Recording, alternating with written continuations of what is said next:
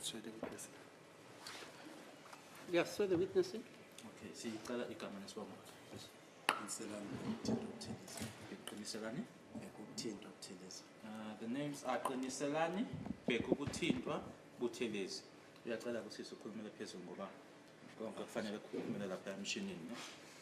Uyimisele futhi ukufunga ukuthi uzokhuluma iqiniso. Yeah. Kufunga ukuthi ubufakazi uzobethula kuyona le nkantolo kuzoba iqiniso eliphelele, iqiniso lodwa ukuthi inkosi ngisize ngikhuluma iqiniso. The witness is sworn in. Thank you, my lord. May I proceed? Yes. Morning, Mr. Buthelezi. Siyabingelela. Yeah. Monisa. Morning, Mr. Jonas. Monisa. Now, Mr. Buthelezi, we are here in court. We've asked you to come and testify. Few ground rules. Firstly, I'm going to ask you to speak aloud so that everyone here in court can hear your testimony. Asiqale lana ke ngaphambi kokuthi siqhubekeke nobufakazi ngizocela ukuthi uma ukhulumele phezulu ke ukuthi wonke umuntu olapha phakathi enkantolo akuzwe. If you cannot understand the question, ask for it to be clarified or to be repeated. Uma kuukuthi umbuzo awuzwa noma ke awulandeli ukuthi uthini kahle uceleke ukuthi ke uchazwe noma ke uphindwe futhi. And when you testify, keep it short and brief so that the interpreter can always have an opportunity to interpret your evidence. Futhi ke kuloko ke okushoyo noma ke kunkulumo yakho uyacelwa ke ukuthi ke ungayenzi ke ukuthi kube inkulumo ende kuzokwazi ukuthi ke lokho okushoyo kudluliswe ke ngokuthi ke kuhunyushwe kutolikwe. And lastly, don't be fearful. This is a court of law. Speak your truth truthfully. Okugcina ke ungesabi inkantolo ke lena eyomthetho noma yezomthetho khuluma ke iqiniso lakho ukhulekile. Are we understood, sir? Ingaba uyangizwa yini? Yeah. Yes, I do. Now, where were you born, sir? Wazalelwa kuphi nomzana? Wanongoma eMachamhlophe. KwaNongoma in Machamhlophe. And are you known by any other nickname or a name that they use in the streets? Ingabe khona yini elinye igama abakubiza ngalo noma abakwazi ngalo? Yeah. Yes. And do you have any siblings, brothers, sisters? Unabo yini abafowenu kanye nodadewenu? Yeah. Yes.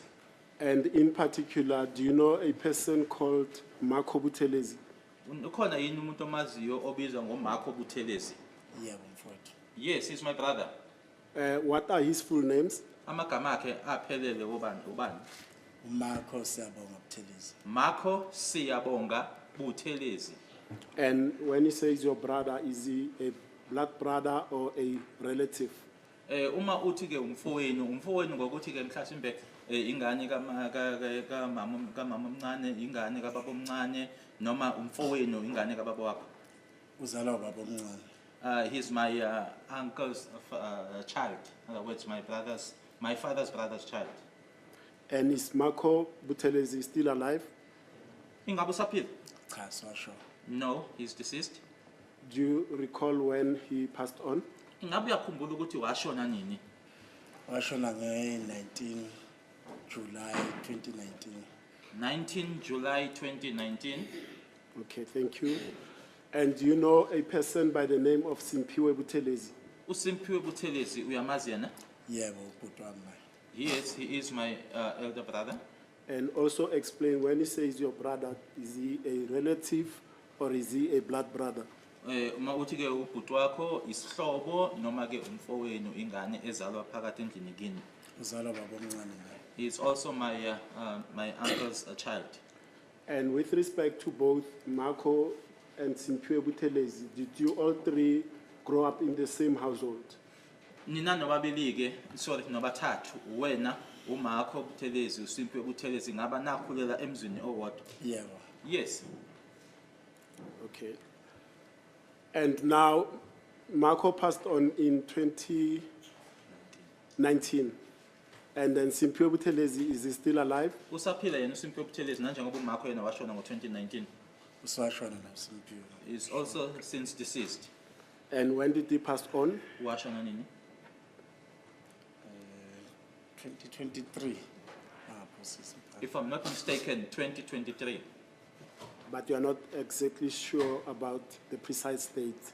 Kodwa-ke awunasiqiniseko se-date. Yeah, I was concerned. That's correct. You only know the year in which he passed on. Wazi unyaka kuphela awashona ngawo. Yeah. Yes.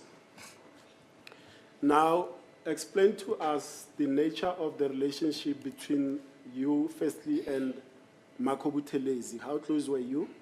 Awusichazeleke ngomdlelane oqala phakathi kwakho noMarco Buthelezi ukuthi ke nanisondelelene kangakanani ubudlelane phakathi kwenu nobabili. Esondele nakhulu ngomfowethu sikhule sonke ekhaya.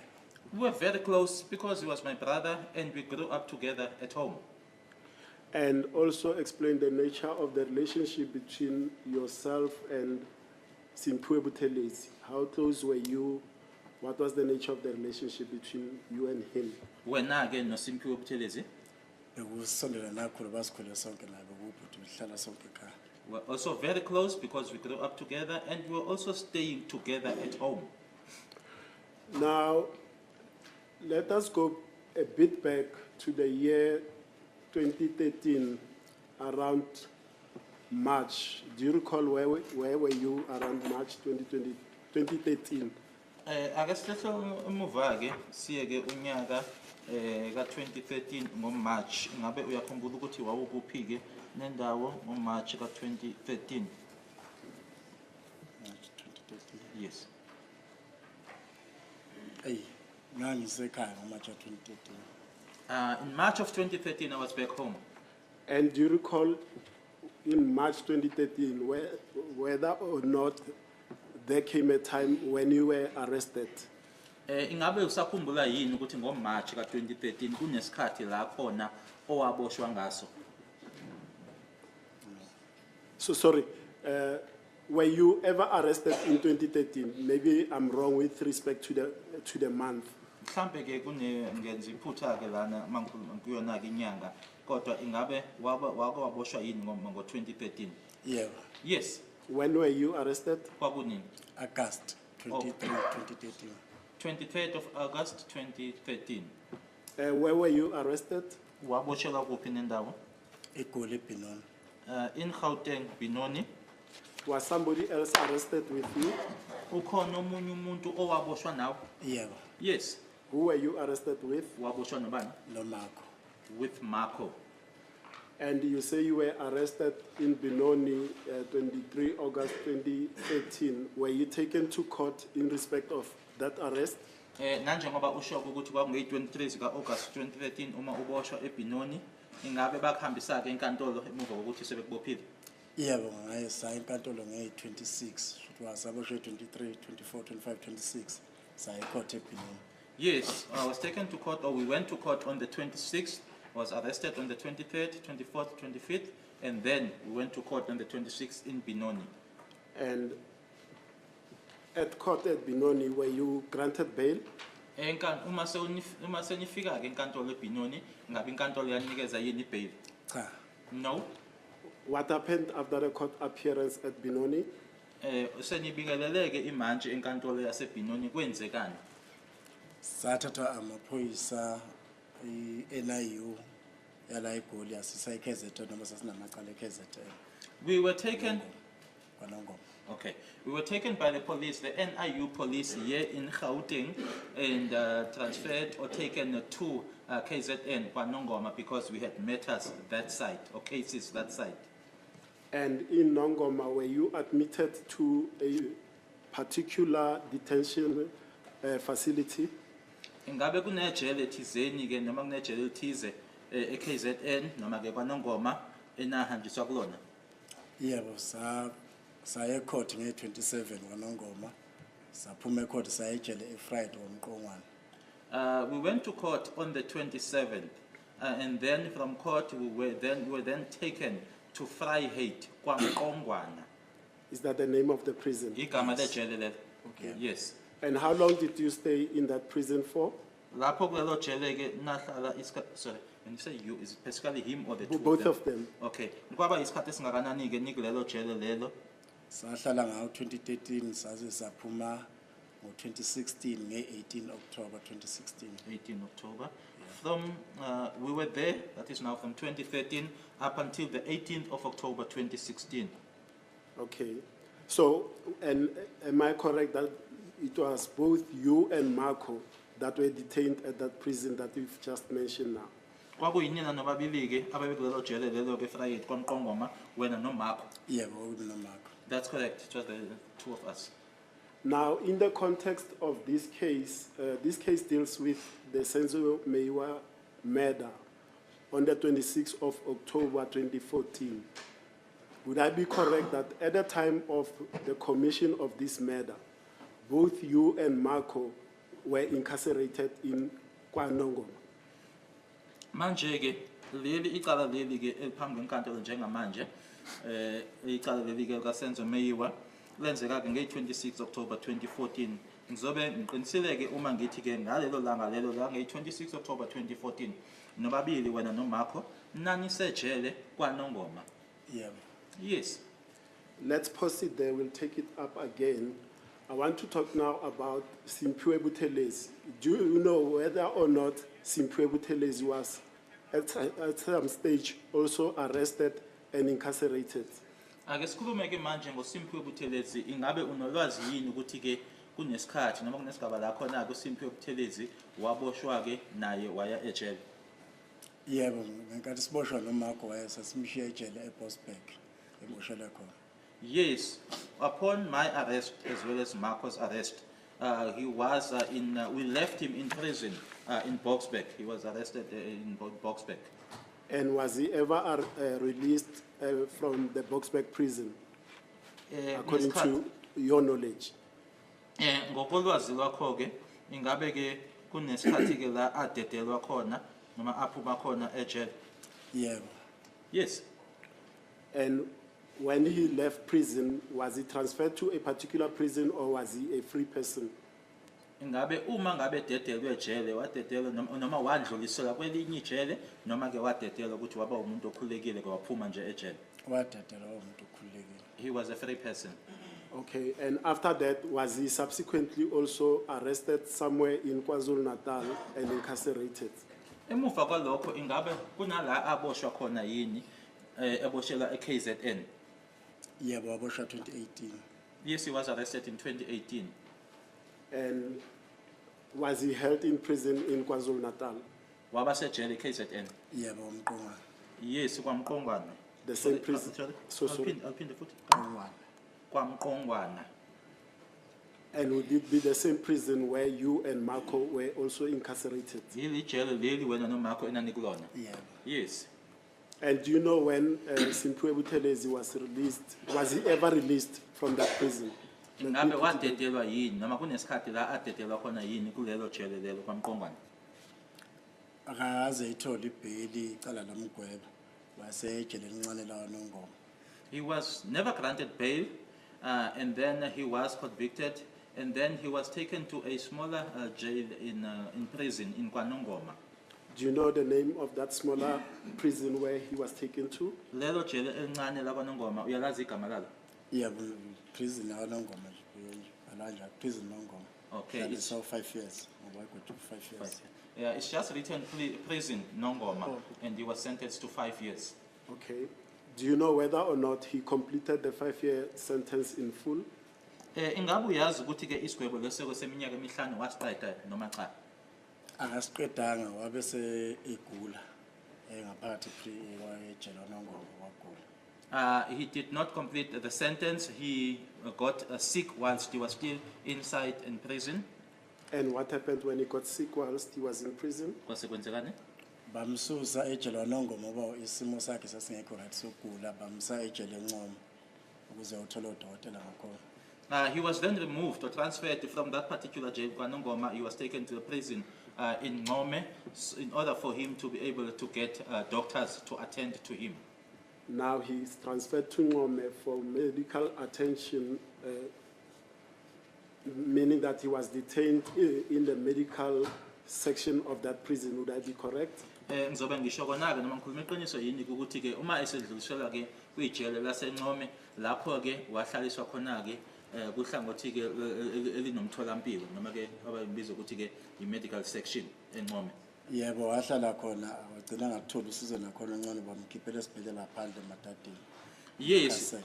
he was there and he did not get any medical attention, and then he was taken outside. In other words, he was then taken outside to Emadadeni in Newcastle.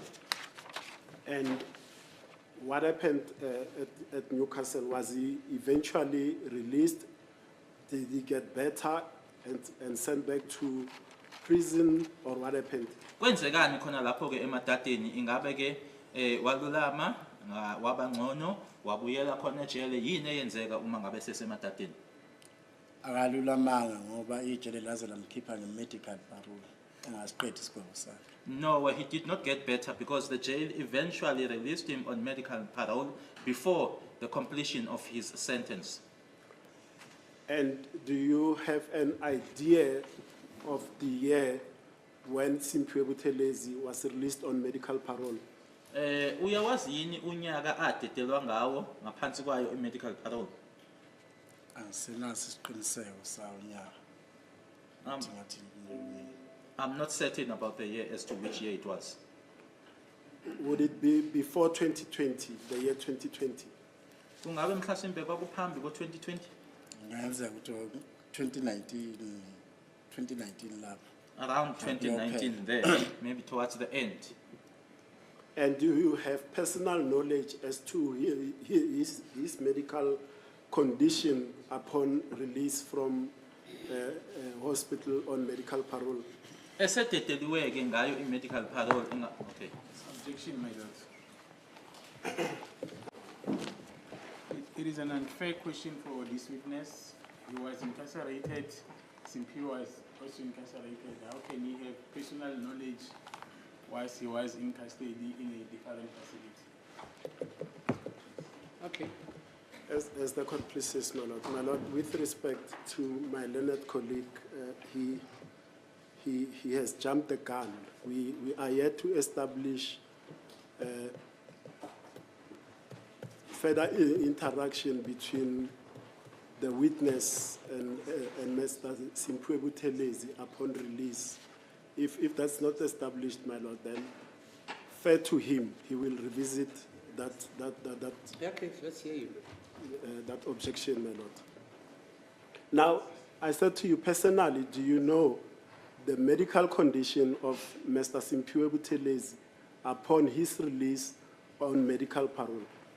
Manje kumbuzo wami kuwena ke uthi ke esededeliweke ngayo i-medical parole, wena ke kuwena unolwazi yini ukuthi ke isimo sakhe sasinjani noma saba kanjani esededeliwe ngayo i-medical parole? Asibanga ngcono wayelokhu nje umuntu ebuthakathaka ngithile ezashona. It never improved. He just remained weak up until his passing. And when you said he remained weak, what were his condition? If you know, that which you know, I know that you are not a medical doctor, that which you know personally, not what you were told, that which you know. Uma uthi ke asibanga ngcono wayehlezi ke ebuthakathaka waze wayoshona, manje ngiyakubuza ukuthi yini oyaziyo, ungangitsheli ke noma ke ungasho owakutshelwa noma wakuzwa komunye ke, kodwa lokho okwaziyo wena ukuthi ke kwakuyini uma uthi ke wayebuthakathaka. Ngoba ngangisejela ngangifonela ekhaya ngabesho ukuthi umqondo wakhe awuthathi kahle usasebenzi kahle. Faka nepampers. As per this, my lord, that is yes. Yeah.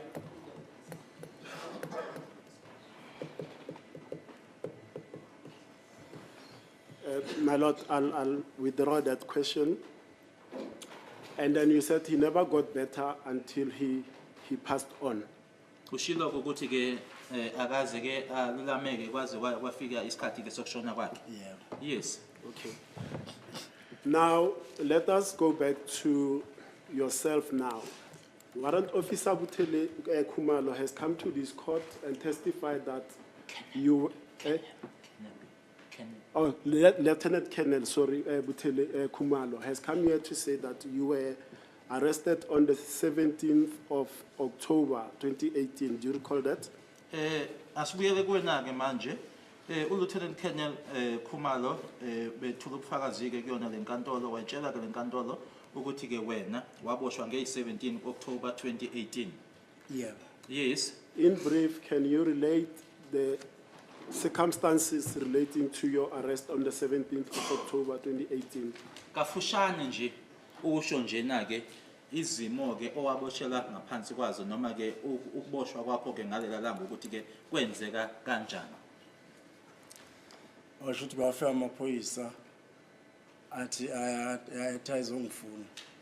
Angifunela icala lemeda yango-2016 yakwaNongoma. Police arrived. They informed me that they were looking for me and that they were looking for me for a murder case of KwaNongoma in 2016.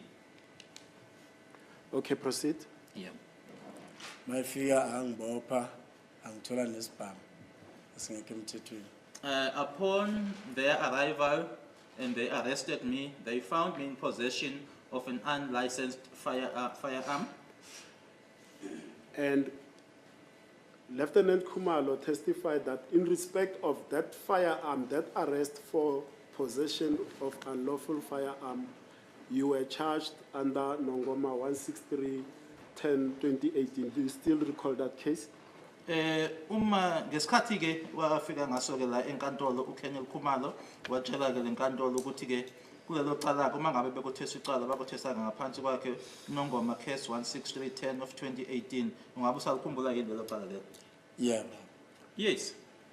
And did you attend court in respect of, I'm now being specific, I'm not referring to other matters that you had in 2016 for which you were arrested for. In respect of Nongoma case 16310 of 2018, were you incarcerated in respect of that charge?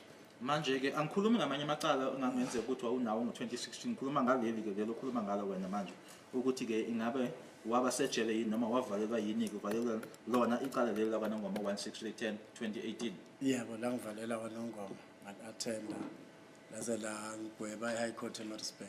Yes, I was incarcerated in KwaNongoma up until my conviction at the High Court in Pietermaritzburg. And what was, you said you were convicted in respect of Nongoma case 16310-2018. What was the outcome? Uyasho The ukuthi sentence. laze lagweba ke imiphumela ke yalelo cala lelo yathini ke sentence. Yathi 15 years no 2 years wenhlamvu. It was 15 years and then 2 years for ammunition. And where were you incarcerated then upon being sentenced on that matter? Usugwetshiwe ke kulelo cala lelo ke iliphi ijele owaya kulona? NgangiseMaritzburg ejele eMaritzburg. I was in prison in Maritzburg. And what's the name of the prison, if you know? Maritzburg. Okay. Maritzburg. Now, was there a time where you were incarcerated at Qalakabusha prison? Ngabe sikhona yini isikhathi la owawusejele laseqala kabusha? Yebo ngitrayela khona. Yes, so that is where I was, in other words, during when I was still awaiting trial. So after conviction, you were removed from Qalakabusha to Maritzburg prison? Inkantolo isiliphothululeke icala manje ila khona ke owase undlulisela khona eMaritzburg. Emuva kokuthi inkantolo isigwebile. Angithi wawutrayelela khona ne icala kabusha. Yebo la trial eqabusha 1921 selimuva le Maritzburg. Oh, okay. I was then, in other words, during the trial, 2019, 20, that was in Qalakabusha, 21, Yes, in 2021. Then it was then now transferred to Maritzburg. And do you have a recollection as to when the matter was finalized, the Nongoma case 163-10-2018 finalized in Pietermaritzburg High Court? Ingabe usakhumbula yini ilanga lokugcina ukuthi nje kuthiwa hayi ngaleli langa leli ke liqala manje liqediwe lisabuya kusasa. Uyakhumbula ilanga lokugcina elaqedwa ngalo ke icala leli u-163-10-2018 leli lakwaNongoma? Ngelanga eGotshwana. Yebo futhi. Yeah. Yes, I do. When was that? Kwakunini? 25 March 2022. 25 March 2022. Okay. Now, sir, are you currently in custody? Njengamanje njengoba sikhuluma nje manje usejele. Yeah. Yes. In which prison are you incarcerated? Ukuliphi ijele? Encome from KZN. Encome, KZN. Now, sir, let's take you back to 2020. Was there a time when you were approached by the investigating officers of the Senzo Meyiwa case? Ake sihlehlele emuva ke manje ngo-2020 sikhona yini isikhathi la khona ke abaseshi becala leli lika Senzo Meyiwa beza kuwena noma baxhumana nawe? Yebo bakhona 2020. Yes, in 2020. Do you recall the exact date or the month in 2020 when these officers came to you? Ilanga ke date noma ke inyanga abeza kuwena ngayo ungabe usayikhumbula? Mangaphosisi cishe ku-August noma July lapho. If I'm not mistaken, I think it was in August or around July. Okay, now I want you to elaborate as to when these police officers approached you, what happened on that first time when they came to you? Ngifuna ukuchazeke ukuthi ke isihlandla loqala ke manje lamaphoyisa eseza kuwena ke ukuthi ke yini eyenzeka. Basho ukuthi bafika amaphoyisa ayi-4 kungaba abesilisa abawu-3 oyedwa wesifazane. 4 police officers arrived. It was 3 males and 1 female. Proceed. Mabefika babuza ukuthi yimi uqiniselani Makimba Buthelezi ngathi mina yebo. Upon their arrival, they then asked me whether I was Qiniselani Makimba Buthelezi. I then said yes. Base beyichaza nabo ukuthi bangobani noma ngasabakhumbula babesha amagama abo nezibongo. Ngingazazi kahle ngiyajwayele izibongo zakhona. They introduced themselves, or they also introduced themselves. They mentioned their names and their surnames, but I don't know who those names and surnames were because they were not familiar to me. Or surnames that were not familiar. Yeah. Base bengitshela ukuthi bahamba ngecala lika Senzo Meyiwa beze ngalo kimi. They then informed me that they came to see me, or they came to me with regards to the Senzo Meyiwa matter or case. Emva lokho base bethi bazongijaja kuthiwa ngabulala uSenzo Meyiwa sinomfowethu uMakho. They then informed me that they were there to charge me that it was alleged that myself and my brother Marco killed Senzo. Bakhipha ke izinto ababeyiphethe zokungijaja amaphepha. They then took out some documents that they had in their possession in order for them to charge me. Bangijaja bangithatha ithupha konke nemini baqeda. Base befonela omunye umseshi. They then charged me. They were done with whatever they were doing there with those documents. They then called someone else, another investigating officer or detective. Owathi mayifika yena wafika wangithatha i-DNA wathi uzongithatha i-DNA yamathe wangifaka into la emlonyeni. That one, upon that one's arrival, he or she then said that they were there to just take DNA samples of my saliva. Then something was inserted in my mouth. Yeah. Proceed. Baqeda ngase ngithi mina ngicela ukukhuluma nabo ke mase beqeda ukungijaja. They were then done. I then said to them that once they were done charging me, I would like to speak to them. Okay. Ngabe sengibatshela ukuthi mina ubani lo muntu othi sibulela uSenzo. Abangamusho bathi ngeke ngitshela.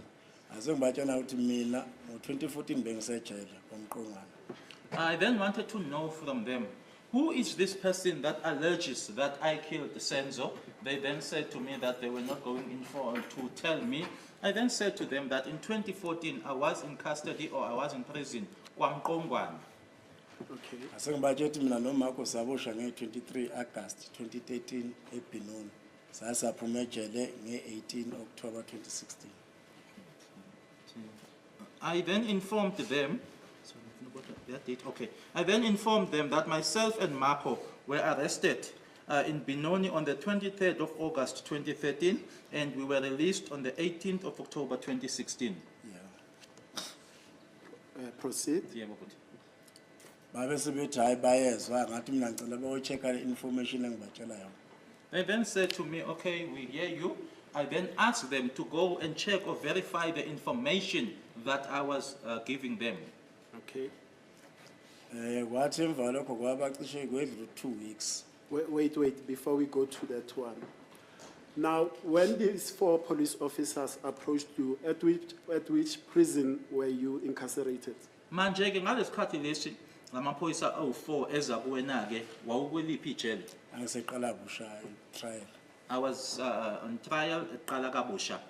And you said that you were approached by 4 police officers, 3 male and 1 female, is that correct? Uyasho ke ukuthi ke kwakuwamaphoyisa amane abesilisa abathathu kanye nowesifazana oyedwa. Yebo. Yes. And in what language did these police officers speak to you? Manje ke uma bekhuluma nawe babekhuluma nawe ngaluphi ulimi? Abekhuluma isitswana ngangitolekelwa iphoyisa lejele. They were speaking in Setswana. One of the prison authorities were interpreting or was interpreting for me. And was there a particular police officer amongst themselves who was leading the questioning, the interviewing, the charging process, or did all of them speak to you? Manje ke kulamaphoyisa amane ayezile kuwena ngabe kwakunephoyisa ekwakuyilona ke elalihola ke konke kwakwenzeka ukubuza imibuzo ukukucharge kanye noma babekhuluma bonke ngesikhathi esodwa. Owayebahola khona wayempufu emncanyana nje. Shwa engangamuka umzimba yena wayebuza ukimbuza. The one that was leading them, there was just this one that was about lighter in complexion. He was more or less my size. He's the one that was leading. And you say they told you in no uncertain terms that they are there to charge you for the Senzo Meyiwa case, correct? Uthi bakusho ke nje befika lokho bakutshena ukuthi nje babezokucharge wena lapho besikucharge icala lika Senzo Meyiwa. Yebo banofakazi othi wayekhona wayehamba nathi. Yes, and that they also said that they had a witness who that particular witness told them that that witness was present and he was in our company or together with us. And did they tell you exactly the role that you allegedly played or the role that Marco allegedly played? Ingabe bakutshena yini ke ukuthi ke wena ke yini owayenza ukona lokho kwenzeka ngalelo langa makubula uSenzo noma ke ukuphi okwenziwa uMarco ingabe bakusho yini? Cha bakusho. No, they never said. And during that interaction with the police officers, did they give you what is called a notice of rights? Ukona ke lokho kwakwenzeka lapho kunephepha ke ngokwamaphoyisa ke iphepha ke lamalungelo phecelezi ke babizwa ngokuthi ke notice of rights kukhona yini abakunika kona okanjalo? Yebo banginika phela ama rights. Yes, they provided me with the documents or the notice of rights. Okay. And you say when they were charging you, amongst the processes, fingerprints were obtained from you. Is that correct? Uthi ke kuloko ababekwenza ke nezithupha bayithatha futhi. Yeah. That's correct. Now you say you interacted with the police officers and you told them that at the time of the commission of the murder of Senzo Meyiwa, you and Marco were incarcerated and they told you that they are going to verify the information, they'll come back. Correct? Uthi ke wena wabatshela sorry ukuthi ngesikhathi sokushona noma sokubulawa kaSenzo Meyiwa wena wawusejele wena noMarco. Yeah. Base bethi bona ke bazohamba bayoqinisekisa lokho kubatshela kona. Yeah. And Yes. with respect to that, what then happened after they charged you? You've explained to them that you and Marco were incarcerated. What then happened? Kwase kwenzekani ke seqediwe yonke into ke wathi ke wena ke ucela nje ukubabuza ke noma ubatshele ukuthi ke wena ke wawusejele noMarco ngaleso sikhathi abahambe bayoqinisekisa lokho kwase kwenzekani ke emuva kwalokho? Ma process kwaba 2 weeks babuya. If I'm not mistaken, it was 2 weeks. They came back. Yeah, proceed. Uma bebuya bafika ejele wasekusebusuku impela. Ma process mhlawumbe wangabo past 7 to 7:45. When they came back, it was at night. If I'm not mistaken, it was past 7, 7:45 when they arrived. Okay. Mabefika bafica benomphathi ijele uyaka. When I got to them, I found them together with the head of the prison, Yaka. Yes, proceed. Behlele office bangibingelela ngavuma. Wase kuba khona ichazayo ukuthi ngalomusazi noma uthi uKennel Gininda noma General Gininda. Kodwa yiwathi uGininda. Nomunye angisazi wayethi ubani naye futhi wayekhomba ukuthi uKennel. Bese kuba abawuthula ababade bekhona eqaleni. Lo mshoti wayengangami wayelida laba befike eqaleni. Bewu4. Upon arrival at the office, I greeted, I greeted, and then there was this particular one who introduced himself. I don't know whether he was a general or a colonel, said he was Gininda, and there was also another colonel. And then the other two that were there previously, together with the one who I said was more or less my size, who was leading from the previous group. Yeah. Yes.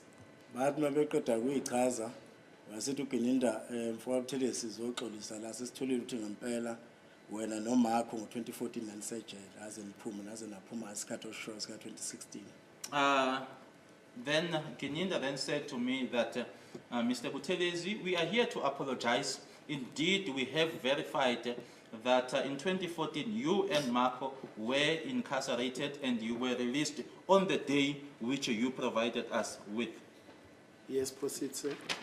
Wabeke semvalo kwasithi ke ucela ukuthi ngibhale istatement sokuthi ngempela mina leso sikhathi ngangisejele. Thereafter, he requested me to write a statement confirming that indeed during that period, myself and Marco were in prison or were incarcerated. Yes, proceed. Ngabe sengisibhala ngachaza ngokuthi ngichaza ukuthi ngamkhaya ngabachaza 2013 sasiboshwe noMarco sasaphuma mina. I indeed wrote that, my lord, that in 2013 we were incarcerated and also mentioned as to when were we released. Yes, proceed. Yeah. Wabhala uthe seqedile wasethi ngisayina. He then continued to write. Once he was done, he requested me to sign and I signed. Okay. What happened after you signed that document? Usuqedile-ke ukusayina kwenzekani? Wabe sebonga ke wayesenginika inamba yakhe ayibhalile ngicathi ayiqala 076 ngoba wayibhale ephepheni.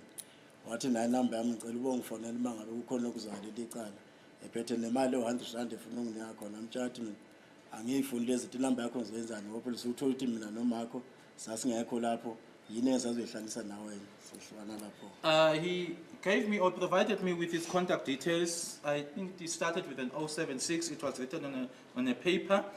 He said that if I happen to hear anything about this matter, I should inform him. He also had money on the one hand, something about 100 rands. Sorry? 100 rands, which he gave me. I then said that I want nothing to do with this. I don't want, what am I going to do with your cell number? I also want nothing to do with the money.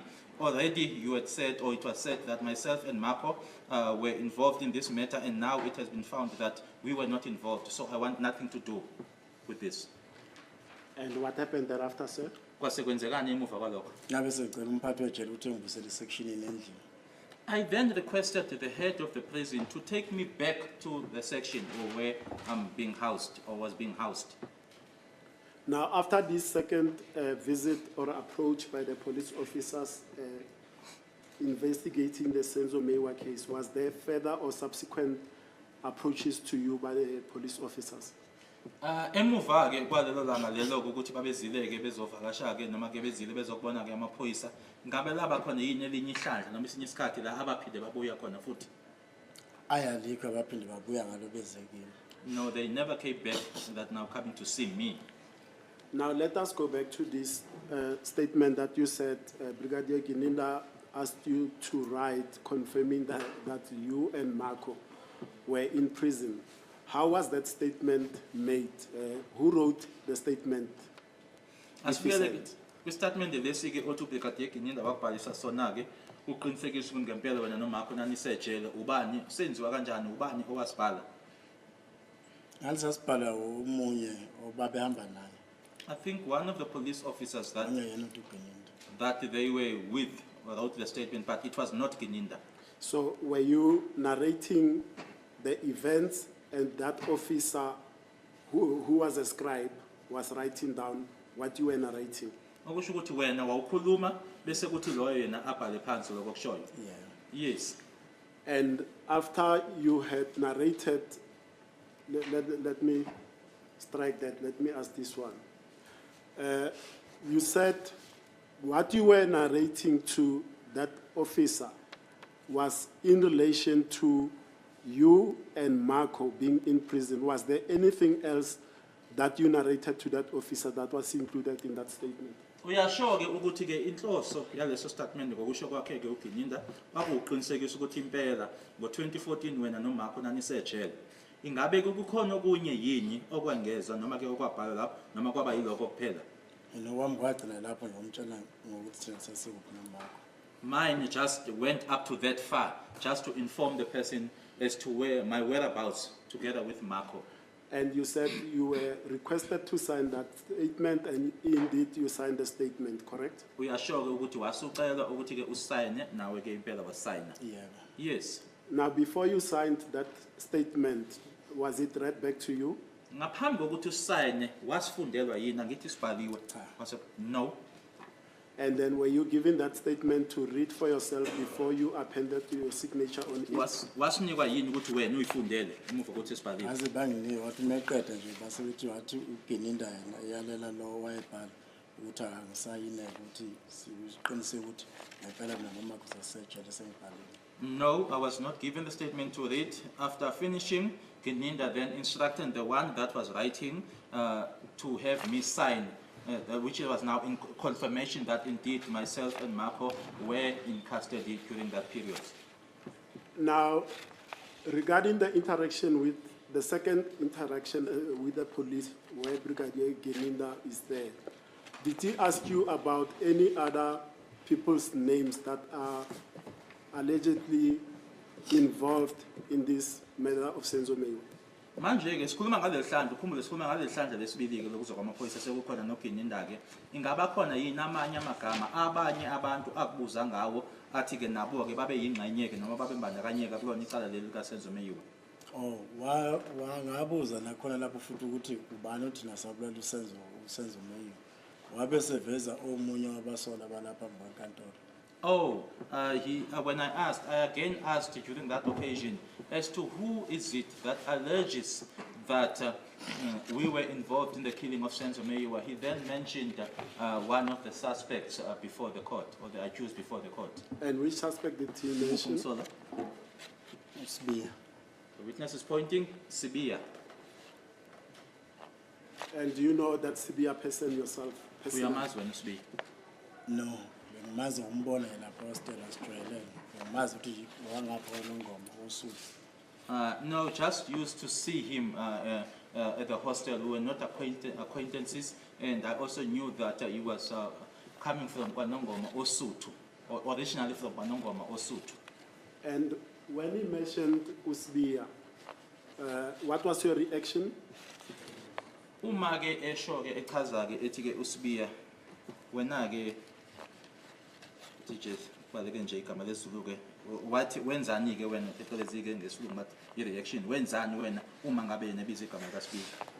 Kwangithusa kakhulu ukuthi uSibiya usuka ngaphi mina nomfowethu ethi sabulala uSenzo ekubeni sasisejele nokuthi futhi uSibiya singamazi nakumazi nokujwayelana ngoba nje bengimazi nje lapho hostela ngimbona ngoba vele hostela ilapho igcwele igenge nongomskini layo. It came as a shock to me that how did it come about, or how did it happen that Sibiya would then mention myself and my brother that we were involved in the killing of Senzo Meyiwa when he was very much aware that we were in prison at that time. And Sibiya is just someone that I used to see there at the hostel, and the hostel is just full of people that are originally from KwaNongoma. And at which hostel did you occasionally see Sibiya, Mr. Sibiya? Yiphi ke le hostel okhuluma ngayo la owavamise ukubona khona uSibiya? Ebasuthwini Phosphorus. Basuthwini, Phosphorus. Okay. And then what happened thereafter? Kwase kwenzekani ke emva kwalokho? Yabe siphela njalo ukubami noGininda ngoba sengitholile ukuthi ubani uthi sabulala uSenzo Meyiwa. That is then how my discussion and the Gininda ended, because now I had found out as to who alleged that I was involved in the killing of Senzo Meyiwa. Now, let's move to a different aspect, sir. Evidence has been led in this court via Brigadier Gininda that there was a witness that implicated yourself and Mr. Ntanzi in the selling of ammunition and firearms in KwaZulu-Natal and Johannesburg. Manje ke kunobufakazi ke obuthuliwe ke la enkantolo uyena ke uBrigadier uGininda ukuthi ke kunobufakazi ke yena ke lo fakazi ke othi ke wena ke kanye naye umnumzana uNtanzi ukuthi naziwa ke ngokuthi ke nidayisa ke ibhamu eKZN kanye futhi nalana eGoli. Kuliphutha ngokuntanzi angimazi nje. Ngaqala ukumbona nje la enkantolo. Futhi ngineshota akangazi. That is a mistake because Ntanzi is unknown to me. Seeing him for the first time here in court, and I'm also certain that he himself doesn't know me. And when he was interacting with the late advocate, Mr. Mgomezulu at that time was representing Mr. Sbia and Mr. Ntanzi. Brigadier Gininda said that the suspect that is linking you and Mr. Ntanzi to the firearm running, gun running, and ammunition running was Simphiwe Buthelezi. Do you know anything about that? Ngesikhathi kwenzeka ke lokho kwangesikhathi ke kwakusekhona ke ummeli kwakuthiwa uyena ke umnumzana uNgomezulu ngaleso sikhathi ke wayevummeli wakhe ke umsolo wokuqala uSibia kanye noNtanzi umsolo wesibili ukuthi ke lapho ke ukuthi ke kwakunalo lo fakazi ke okwakuyena owayethi ke wena noNtanzi naziwa ngokudayisa ibhamu kanye futhi nezinhlamvu ukuthi kwakuuSimphiwe kukhona okwaziyo ngalokho. Hayi kuliphutha la Simphiwe ngicathi nje bamkhulumela iphutha ngoba ngicela na Simphiwe ngoba ngakithi amazi uNtanzi ngoba nami ngamazi uNtanzi Simphiwe ngayamazi. That is not true, and I think they are also saying or telling something that is not true about Simphiwe, Simphiwe being my brother, and I think Simphiwe himself doesn't know Ntanzi, and Ntanzi does also not know Simphiwe. Now, and I just want to sum up your evidence. It is your evidence here now today that you are seeing Mr. Ntanzi for the first time here in court. Is that correct? Ngifuna nje uqiniseka ukuthi ke ubufakazi bakho ngibuzwa kahle uthi uNtanzi umbona kuyihlandla loqala umbona la enkantolo namuhla. Yebo. Yes. And it is also your evidence that Mr. Ntanzi, you are sure that Mr. Ntanzi does not know you, correct? Uyasho ke nokuthi ke uneqiniseko sokuthi umnumzana uNtanzi akakwazi naye. Yebo. Yes. And it is also your testimony that Simphiwe Buthelezi does not even know Mr. Ntanzi. Is that correct? Ubufakazi bakho futhi ke ukuthi ke uSimphiwe akamazi uNtanzi naye. Yebo. Yes. My Lord, if I may take instructions.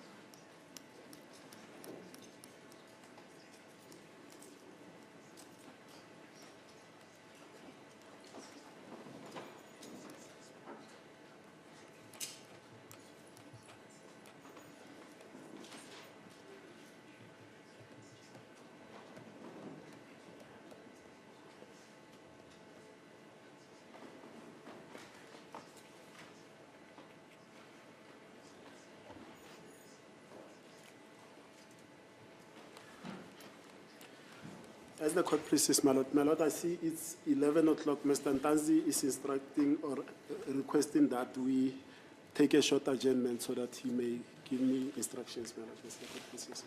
Okay.